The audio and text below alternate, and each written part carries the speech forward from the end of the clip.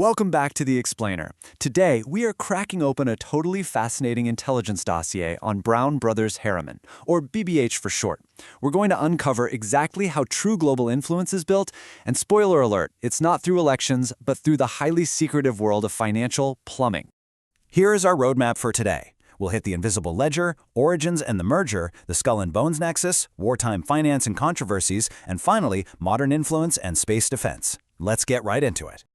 All right, starting off with Section 1, the invisible ledger.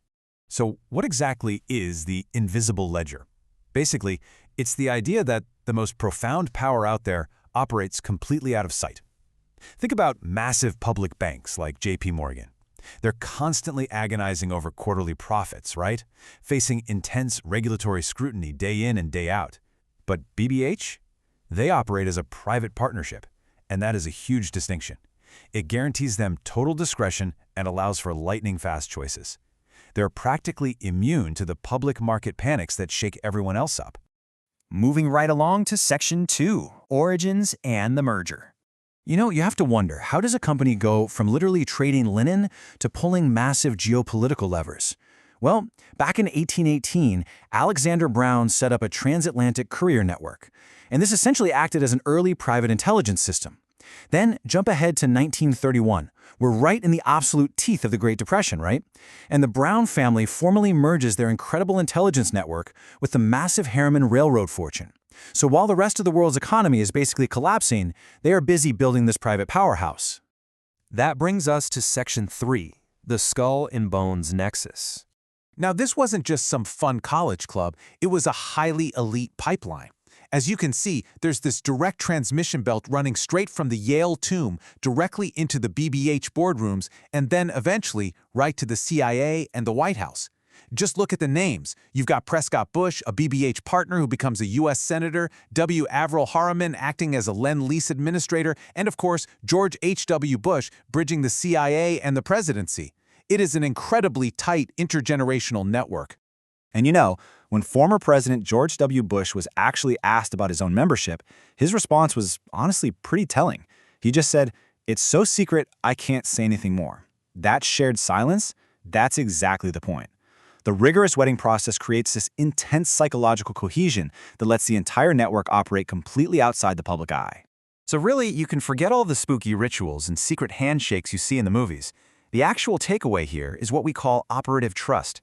It's all about intergenerational elite networking, literally combining vast industrial wealth with massive banking reach, and they do this to create an ecosystem where absolutely everyone is operating on the exact same long-term strategic vision.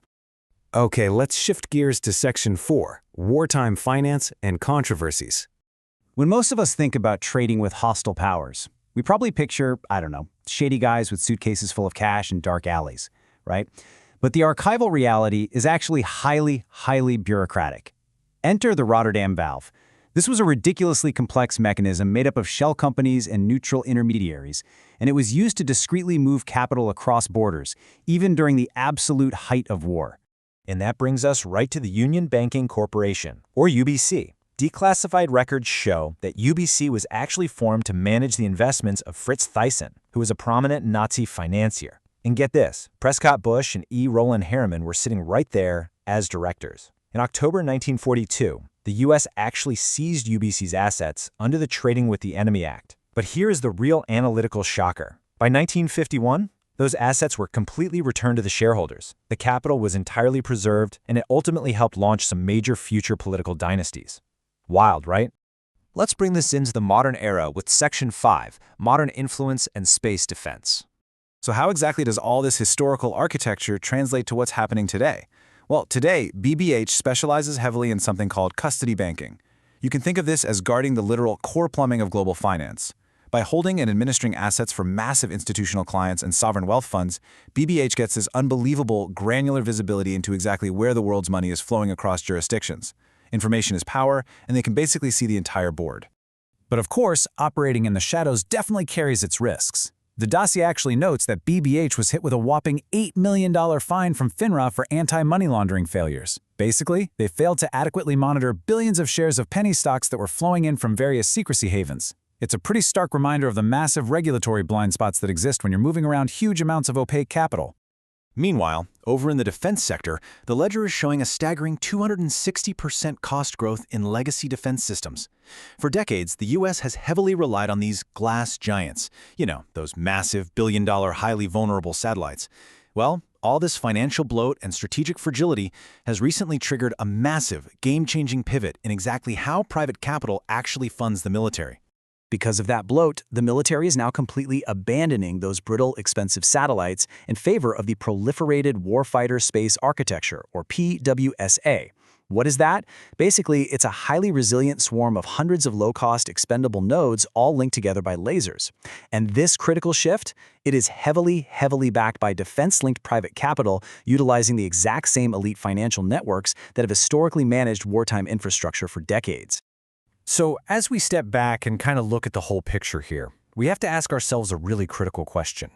How does a single, unelected, private partnership successfully manage to bridge the world of 19th century merchant sailing ships with the 21st century reality of orbital satellite swarms? How do they maintain that level of absolute influence? Ultimately, the intelligence in this dossier leaves us with a pretty profound realization. The most consequential architects of our modern world, they are usually not the politicians making the nightly headlines. No, they are the quiet custodians carefully guarding the invisible ledger. True global influence literally lives in the financial plumbing. And honestly, until you map out that plumbing, you're never truly going to understand the house. Thank you so much for joining me on this explainer today. And hey, keep questioning what you see out there.